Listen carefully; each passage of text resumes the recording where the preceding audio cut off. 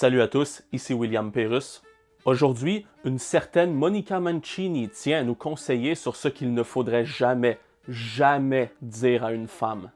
C'est parti!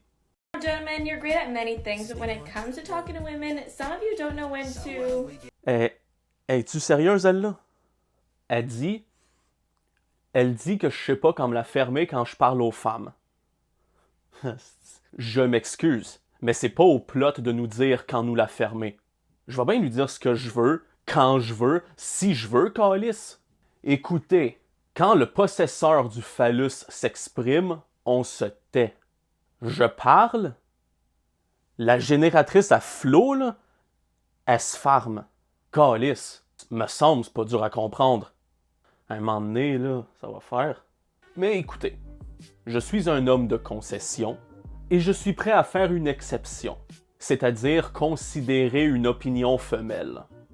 Mais qu'elle commence par finir la vaisselle avant de me dire de la fermer, puis après on s'en reparlera. En attendant, on va me faire un sandwich. J'ai faim. I know women can be confusing sometimes. Enfin! Attends une seconde. Parfois? Most of the time.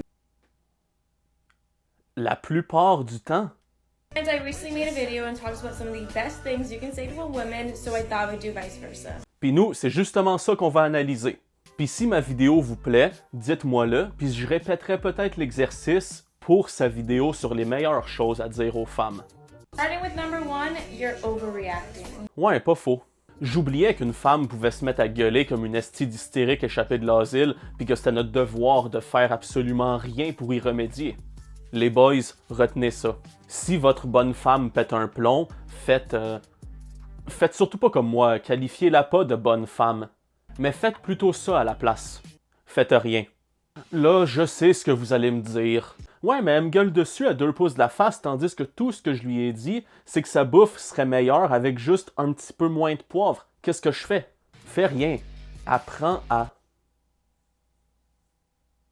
Ouais, mais là, elle commence à briser des choses dans mon logement. Écoute, je sais pas, moi, laisse-lui son espace. Mais dis-lui surtout pas qu'elle se calme. Puis surtout, que Dieu t'en prévienne, ne lui dis surtout pas qu'elle surréagit. Endure. Juste endure. Ouais, mais là, elle commence à me crisser des claques d'en face. Qu'est-ce que je fais? Asti, un gars battu. Tapette! Non, sérieusement, arrête donc de chialer, hostie de tout croche. Pis laisse donc ta blonde ventiler un peu. Elle a eu une grosse journée, t'es pas capable d'y sacrer patience un peu? Genre juste, laisse-la tranquille. Les femmes ont besoin d'évacuer, de respirer, de ventiler de temps à autre. Elles ont besoin de se défouler de temps en temps. Aie donc un peu de respect pour ça. Puis aie donc un peu de respect pour ta blonde maudit Christ d'incel à la marde. Esti, les incels sont tellement méchants envers leurs copines et leurs épouses, j'en reviens pas. Sont égoïstes, sont toxiques. Hey, pas vouloir qu'elles surréagissent pour des broutilles. Come on. Non, mais ça prend-tu un hostie de pas bon pareil? J'en reviens pas. Mesdames, qu'est-ce qu'on vous fait subir? Mais qu'est-ce qu'on vous fait subir, bon Dieu? Yeah, maybe she is overacting, but should you tell her? No. Une chance qu'on a ces femmes-là pour nous apprendre comment nous comporter avec les femmes. Parce que moi, sans blague, je croyais naïvement qu'on pouvait adresser certains problèmes avec les femmes de la même manière qu'on le ferait avec les hommes. Tu sais ce concept de mongol qu'on appelle un traitement égal? Moi, je pensais qu'on pouvait parler à tout le monde de la même manière. Vous savez, dans une démarche égalitaire? Apparemment non. Vois-tu, j'avais oublié qu'un gars qui surréagit, c'est bel et bien un épais, un impatient, un tout croche, un toxique, un red flag vivant. Par contre, une femme qui surréagit, tu touches pas à ça. Tu respectes ça. T'as-tu compris, mon tabarnak de lait? You're wearing that? Ça, c'est le seul bout intelligent de sa vidéo. Parce qu'en effet, ça se dit pas. Pas parce que ce serait un sujet délicat ou le dire serait méchant ou insensible ou je sais pas quoi. Juste parce que ça se dit pas. Parce que c'est pas à toi de décider ça. C'est pas à l'homme de décider comment s'habille sa femme. Puis c'est pas plus à la femme de décider comment s'habille son homme. Tout le monde se vêtit comme il le désire. Point. En couple ou pas, marié ou pas, peu importe, L'homme comme la femme s'habille comme il le souhaite. Fin de ce débat de marde qu'on devrait même pas avoir à tenir. Do you say that to your girl or you tell her to change or cover up? Qui dit aux femmes de se couvrir? You're just plain insecure. Je dirais pas insécure, je dirais surtout contrôlant. Juste contrôlant. Mesdames, arrêtez de leur trouver des excuses. Arrêtez de répéter partout que les hommes qui essayent de vous contrôler et desquels vous tombez amoureuse par milliers, me faut-il vous le rappeler, câlisse, sont juste insécures ou jaloux parce qu'ils m'aiment ou je sais pas quoi. Puis assumez juste que ce sont des connards. Des connards qui veulent vous contrôler. Parce qu'en les qualifiant d'insécures, vous inversez les rôles. Vous les victimisez. Vous n'êtes non plus la victime d'un contrôlant, mais le contrôlant devient la victime de sa propre insécurité, dont vous déclenchez les sirènes d'alarme en vous habillant de telle ou telle façon. Donc, en quelque sorte, vous vous accolez l'étiquette de coupable de son inconfort passager par votre choix d'habillement.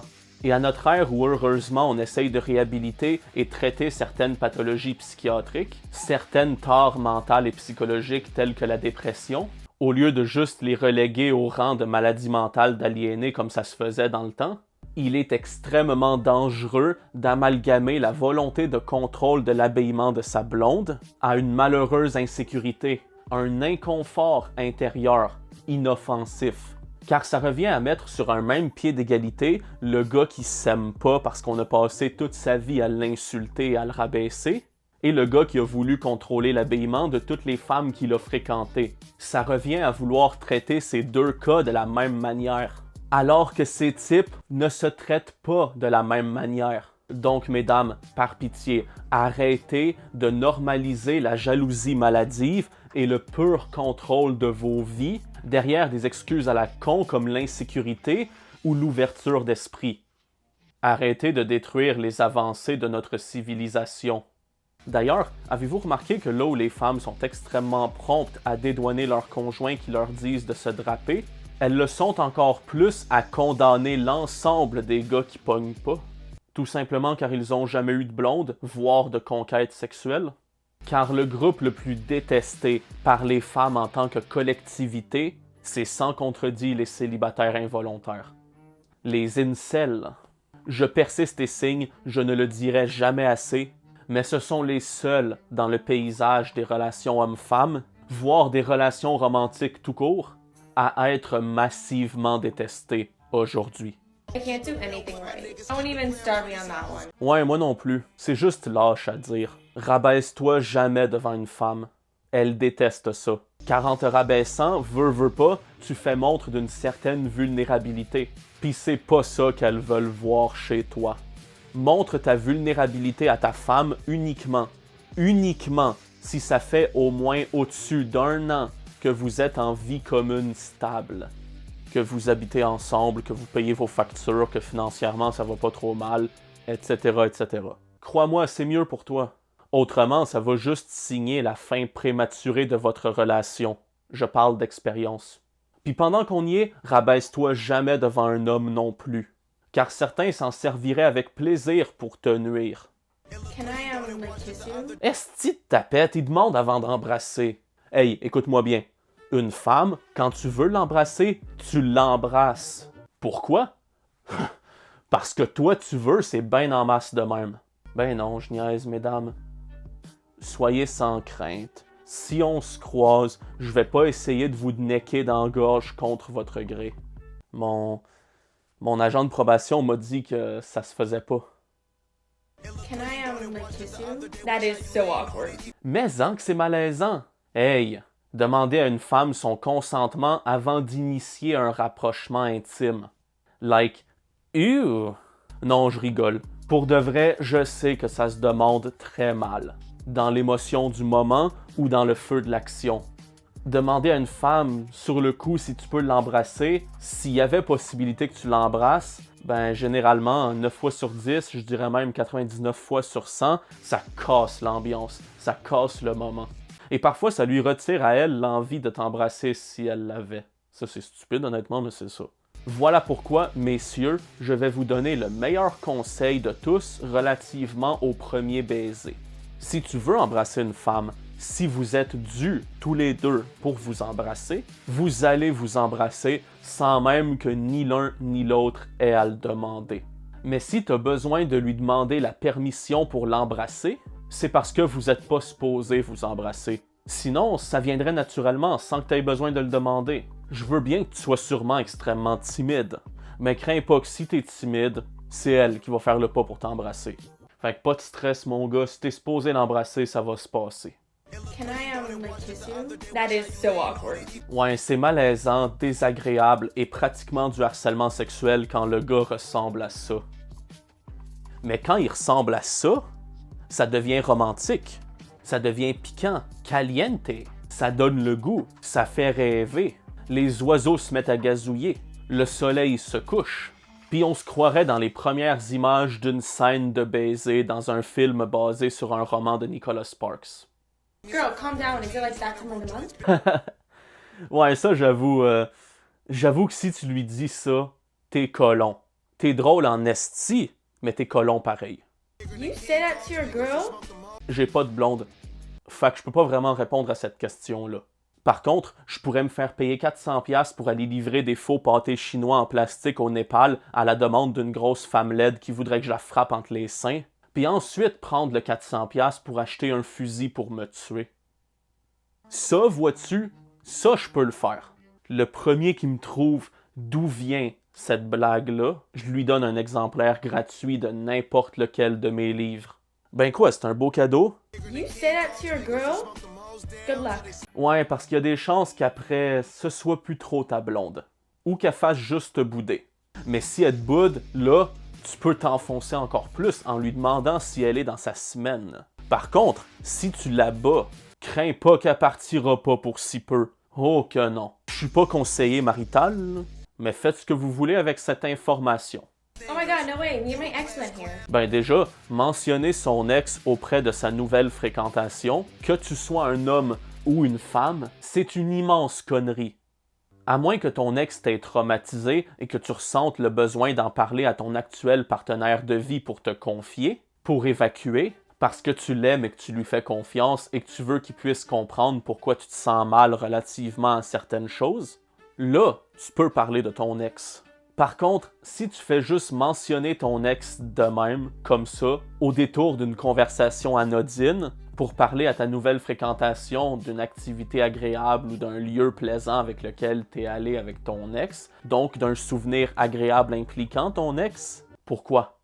Pourquoi tu penses encore à ton ex? Si tu penses encore à ton ex alors qu'il t'a pas traumatisé, ben, fais pas chier puis retourne direct avec ton ex.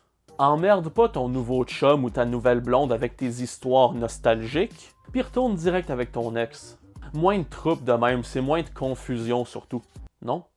Par contre, si c'est ton ex qui t'a crissé là parce que quand tu te choques, tu pètes des assiettes contre les murs, mais qui a pas le droit, lui, de te dire que tu surréagis, ben là, je suis désolé, mais je peux plus rien faire pour toi. Why are you so sensitive? Excuse me? Voilà enfin une question intéressante. La sensibilité.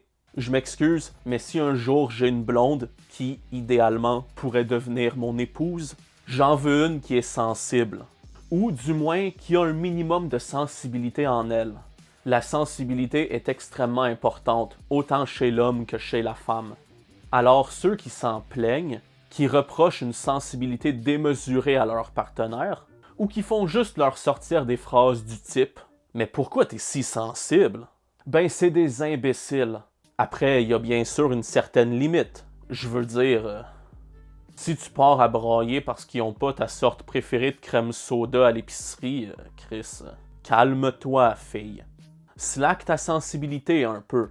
Tu surréagis un peu trop à mon goût. Oh my god, I know exactly how you feel. No you don't. Oui, nous le savons. Je suis désolé, mesdames. Je vous aime beaucoup. C'est la réciprocité qui, de votre bord, est défaillante, en vérité. J'aime les femmes, mais les femmes ne m'aiment pas. Mais vous êtes moins imprévisible que ce que vous croyez. Nous, les gars, on vous cerne plus vite que ce que vous pensez. Pas toujours, loin de là, mais plus souvent que vous le pensez. Après, bien sûr, il y a évidemment des gars un peu cons qui parlent en travers de leur chapeau et qui disent aux femmes qu'ils fréquentent savoir comment elles se sentent, alors qu'en vérité, ils n'en savent strictement rien. Ils ne font que présumer, que spéculer. Mais ces gars-là, généralement, ils agissent exactement de la même manière avec les autres gars aussi. Donc bon, pourquoi est-ce que ses confrères devraient avoir à endurer ces prétentions de casse-couilles alors que les femmes devraient s'en voir épargnées? On est tous dans le même bateau à ce que je sache. Il n'y a pas de raison pour qu'on soit les seuls à devoir endurer les allégations de cette sale engeance de devin des sentiments. Cette race insupportable de fouilles merdes qui font semblant de te comprendre. Bon, je suis amer. Là, je suis amer.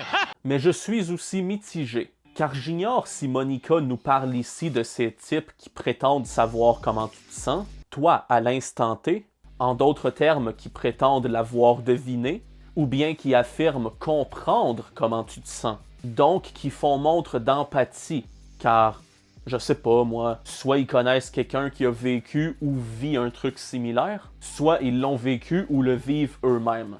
Ou bien ils ont suffisamment de jugeote et d'humanité pour comprendre quelque chose sans avoir eu ni à l'expérimenter, ni à l'observer de proche. Qu'on soit clair, si Monica se plaint de la seconde catégorie, je m'excuse, mais c'est une épaisse.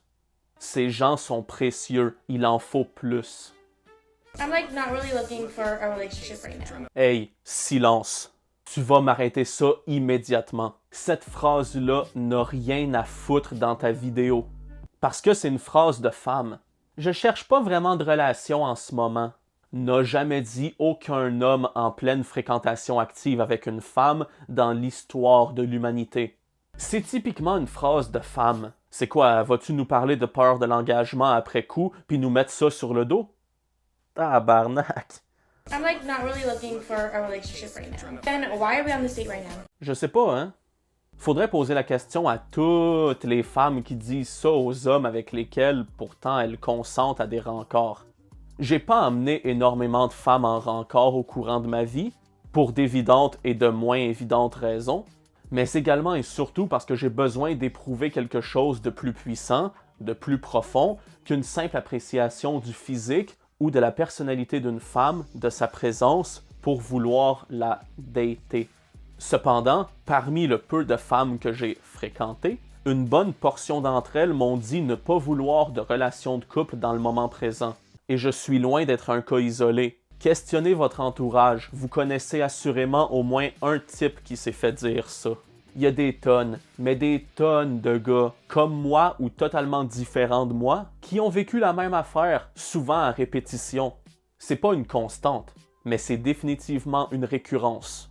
Pourquoi consentir à un rencard si tu veux, de base, même pas d'une relation de couple? C'est cave d'accepter un rencard quand tu veux rien savoir du couple, parce que le but d'un rencard, c'est justement de voir si les deux sont compatibles, si la chimie passe suffisamment bien pour poursuivre les sorties jusqu'à d'éventuels rapprochements conduisant à la formation d'un couple. Donc, le but premier des rencards, c'est d'en ressortir en couple.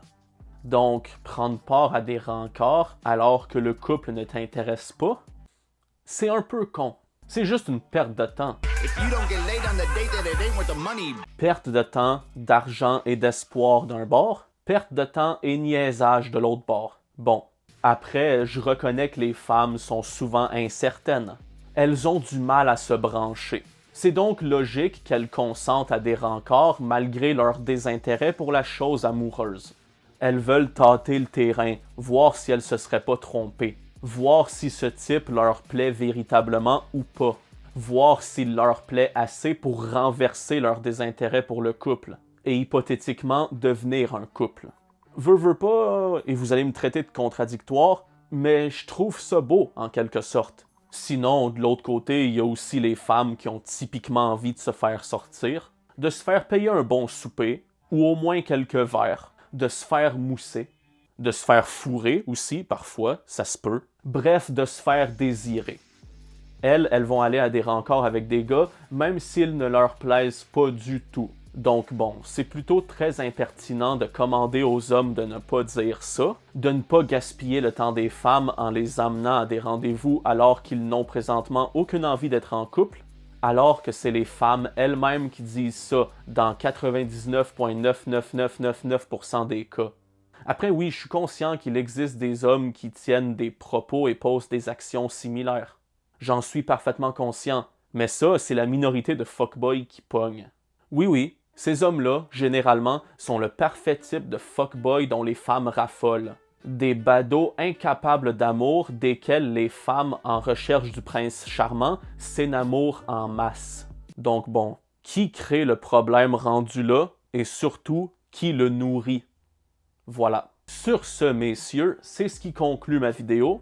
Et si vous voulez une bien meilleure source d'informations relatives aux femmes, aux hommes, à l'amour, à la drague, au couple, et j'en passe, n'hésitez pas à vous procurer mon roman Le spectateur de leur film.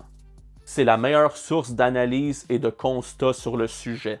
En plus de raconter une sombre histoire, et c'est la meilleure démonstration de ce qu'est réellement la misère affective. Et pour ce qui est de Monica Mancini, eh bien, je n'ai rien contre elle. Mais sa vidéo était juste ridicule. Mais bon, c'est peut-être moi qui étais un peu naïf de croire qu'une femme disposant d'un OnlyFans aurait quelque chose à dire de pertinent au sujet de la drague et de l'amour. Les gars, ne comptez jamais sur une actrice pornographique pour vos conseils romantiques. Car professionnellement, son dernier but, c'est que vous vous mettiez en couple. Elle aussi, elle a des factures à payer. Allez, sur ce, abonnez-vous, commentez, partagez, suivez-moi sur mes réseaux sociaux. Salut!